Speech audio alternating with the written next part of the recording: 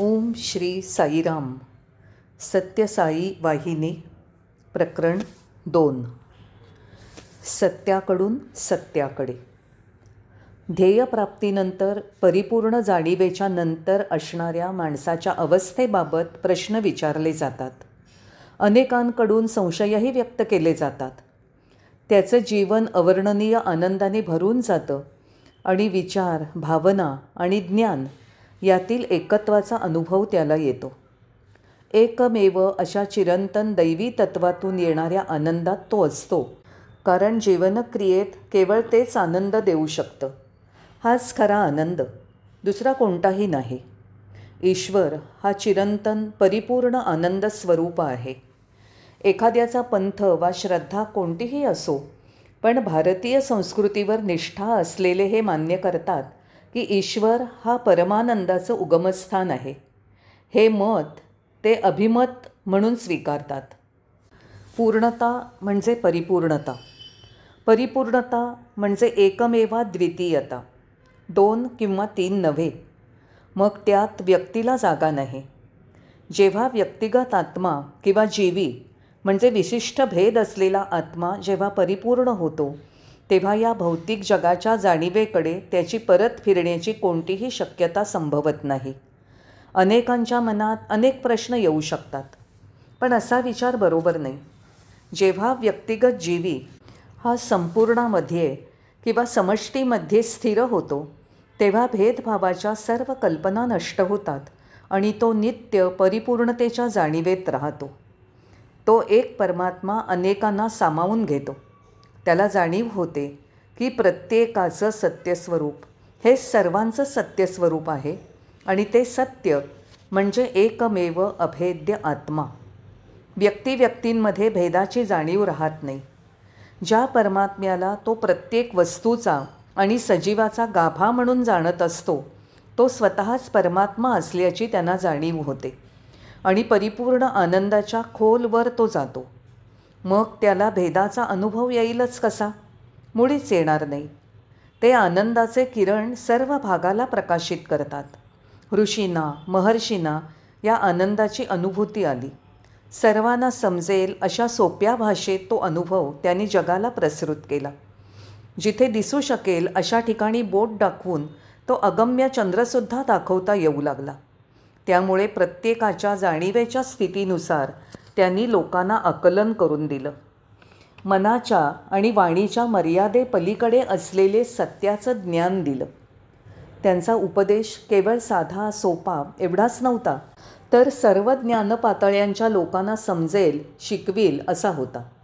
एक लहानसं उदाहरण. हे लहानसं शरीर आपलं आहे या जाणीवेने माणसाला आनंद होतो, हो की नाही? मग आपल्याला 2 शरीरं आहेत असं समजलं तर त्याला दुप्पट आनंद होईल की नाही? त्याचप्रमाणे वाढत्या संख्येने शरीरं आहेत या जाणीवेने आनंदाचा वाढता अनुभव येईल.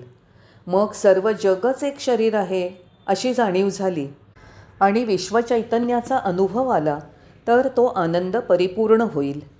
ही बहुआयामी जाणीव होण्यासाठी मर्यादित आत्मकेंद्रित बंधनाच्या भिंती नष्ट केल्या पाहिजेत.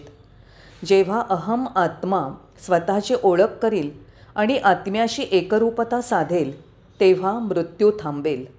तो परमानंदात विलीन झाला तर दुःख थांबेल. तो ज्ञान किंवा प्रज्ञान यात विलीन झाला तर प्रमाद थांबेल. भौतिक भेद हा संभ्रमातून निर्माण होतो. तसा भास निर्माण करणारं हे शरीर म्हणजे अमर्याद सागरातील एक सतत उत्क्रांत होणारा अणू आहे.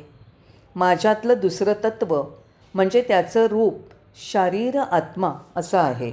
माझा अहम जेव्हा माझ्यातील आत्म्यामध्ये विलीन होतो, तेव्हा त्याच्या ज्ञानाने संभ्रम संपतो. काळानुसार माणसाचे विचार परिपक्व होत गेले की विचाराचे सर्व पंथ या निष्कर्षाप्रत येतात. झाडांना येणाऱ्या फळांनुसार झाडाच्या मूल्याचा अंदाज केला जातो. उदाहरणादाखल मूर्तिपूजा घ्या.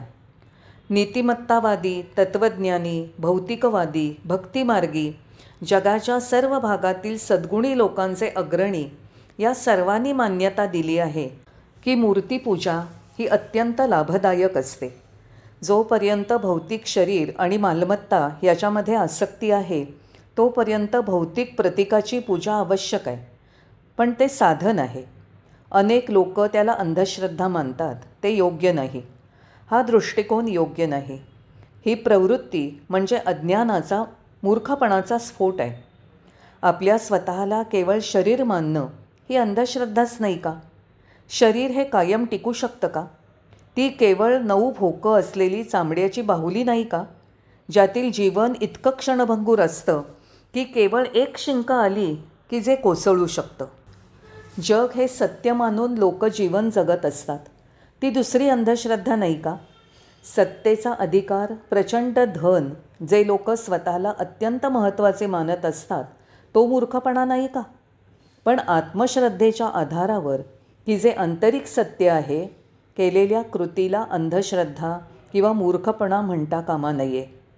प्रगट केलेल्या प्रत्येक मतामागील योग्य कारण दिलं तर सर्वांनाच समाधान होईल. पण न आवडणाऱ्या गोष्टीला अंधश्रद्धा म्हणून जाहीर करणं हे उन्मादाचं, मूर्खपणाचं, अहंकाराचं लक्षण आहे. कोणत्या तरी प्रतीकावर लक्ष केंद्रित केल्याखेरीज ईश्वरावर प्रेम करणं किंवा त्याची पूजा करणं कठीण आहे. जगण्यासाठी ज्याप्रमाणे श्वासोच्छ्वास त्याप्रमाणे हे आवश्यक आहे. जीवन प्रक्रियेतील ती आवश्यक अवस्था आहे. त्याप्रमाणेच ती स्वीकारायला हवी. बालपण म्हणजे वृद्धत्वाचे पिता. मग वृद्धत्व हे त्या बालपणाची किंवा तरुणपणाची दुष्ट म्हणून अवहेलना करील का? परमात्म तत्वाचा अनुभव घेण्यासाठी मूर्तीपूजा आहे आणि अनेकांना तिचा मोठा लाभ झाला आहे. मग जिज्ञासू आणि आध्यात्मिक साधक यांनी मूर्तीपूजेच्या अवस्थेतून जात असताना आणि त्यापासून लाभ प्राप्त होत असताना मूर्तीपूजेची निंदा कशी करावी? ते खूप चुकीचं आणि अयोग्य ठरेल. भारतीयांची अंतिम सत्याकडे वाटचाल म्हणजे असत्याकडून सत्याकडे जाणं नव्हे. ती आहे सत्याकडून सत्याकडे, अपूर्ण सत्याकडून पूर्ण सत्याकडे, खंडशः सत्याकडून संपूर्ण सत्याकडे. त्यासाठी साधनं कोणती? दूरवरच्या अरण्यवासियांपासून आणि वनवासी आदिवासींपासून माणसांनी केलेले प्रयत्न, ज्यांनी ईश्वराच्या स्थूल रूपाची पूजा केली, तिथपासून ते अत्यंत उंचीवर पोचलेले साधक, ज्यांनी पूर्ण आणि एकच एक अशा तत्वाची साधना केली.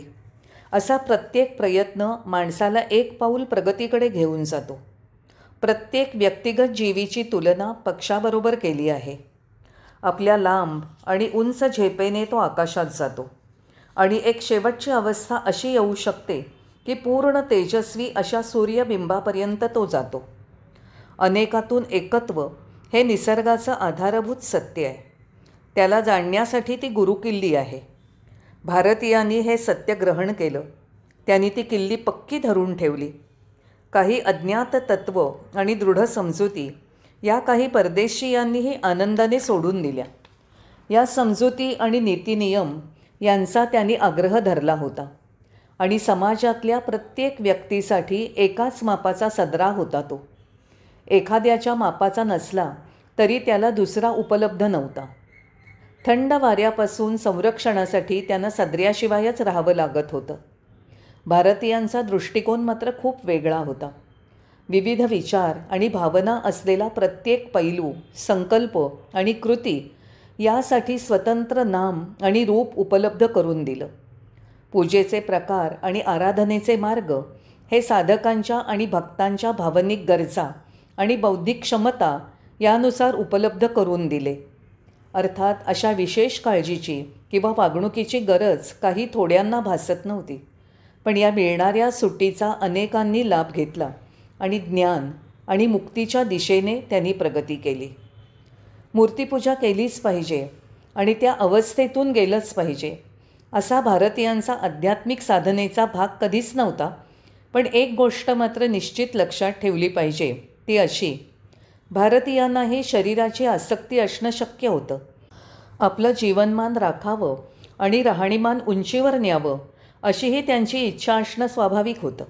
पण त्यासाठी त्यांनी कोणाचाही गळा कापण्याची इच्छा केली नाही. धर्माविषयी आग्रही असणारा भारतीय एक वेळ आपलाच प्रज्वलित केलेल्या ज्वाळेत स्वतःला झोकून देईल, पण त्याचा धर्म न स्वीकारणाऱ्या किंवा आदर न दाखवणाऱ्या लोकांना द्वेषबुद्धीने जिवंत जाळणार नाही. एक ज्वलंत सत्य म्हणजे भारतीय अध्यात्माने आत्मनाश नाकारलेला आहे. कारण माणसातला आत्मा म्हणजे परमेश्वरच आहे. ही श्रद्धा भारतीय धर्माने जपली आहे. भारतीय धर्म हा विविध मार्गावरून जाणारा भारतीय स्त्री पुरुषांचा मोठा प्रवास आहे. त्यात विविध परिस्थितीला सामोरं जात, तोंड देत आणि तरीही विविध श्रद्धांकडून बळ घेत ईश्वरज्ञानाच्या प्रकाशमय ध्येयाकडे वाटचाल करीत होता. काही वेळा वरवर पाहता काही कर्मविधी हे प्राथमिक अवस्थेत वाटतात, पण ते परमसत्याला विरोधी नसतात. विद्वान, नैतिक, आर्थिक, सामाजिक पार्श्वभूमीवर लोकांना प्रेरणा देण्यासाठी काही वेळा त्या विरोधाचं स्पष्टीकरणही द्यावं लागतं. उदाहरणार्थ, रंगीत काचेच्या छोट्या तुकड्यातून येणारा प्रकाश हा स्वच्छ प्रकाशाच्या मोठ्या उगमस्थानातूनच येत असतो.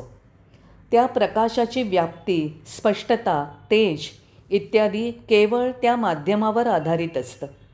सर्व प्रकाशांचं उगमस्थान एक सत्य आहे. सगळ्याचं उगमस्थान आहे. सगळ्याचा आधार आहे. सगळ्याचं गंतव्य आहे. सर्वांमधील सत्य आणि सगळ्यांचं केंद्रस्थान आहे. दोऱ्यात गुंफल्यावर मोत्यांची जशी माळ होते, तसं परमेश्वर सर्व प्राणीमात्रांमधून सूत्ररूपाने राहणारा आहे. सर्व सजीव, सर्वत्र, कुठेही हाच भारताचा संदेश आहे. भारतीय संस्कृती आणि परंपरा सांगणारे सर्व शास्त्रग्रंथ नीट तपासून बघा आणि शोधून काढा की एका तरी ग्रंथामध्ये असा उल्लेख आहे का की मोक्ष किंवा सर्वोच्च ज्ञान हे केवळ भारतीयांनाच उपलब्ध आहे आणि इतरांना नाही. असं एक तरी विधान मिळेल का? असं ठासून सांगता येईल की असं विधान कशातही मिळणार नाही. भारतीय अध्यात्म हे अमर्याद व्यापक आहे आणि त्यात अत्यंत उच्च आदर्श आहेत.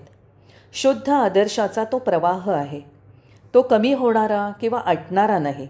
सरळ आणि सुरळीतपणे दैवी कृपेच्या समुद्राला मिळणारा आहे. प्रवास सरळ राजमार्गावरून सर्वोच्च ध्येयाकडे जाणारा आहे. दुसरा एक मुद्दा, भारतीयांनी जाणलेल्या आणि पूजिलेल्या आध्यात्मिक तत्वांचं मूळ ईश्वर हेच आहे. तोच एक आधारस्तंभ आहे. त्यामुळे श्रद्धेसाठी दुसऱ्या आधाराची आवश्यकता नव्हती. भारतीयांचं तत्त्वज्ञान हेच बाकी सर्व धर्म आणि पंथ यांचं मूळस्थान आहे. ते उंच शिखरावर आहे. अनेक तर्कशुद्ध युक्तिवाद आणि सिद्धांत करून इतर अनेक धर्मपंथावर विजय प्राप्त केला आहे.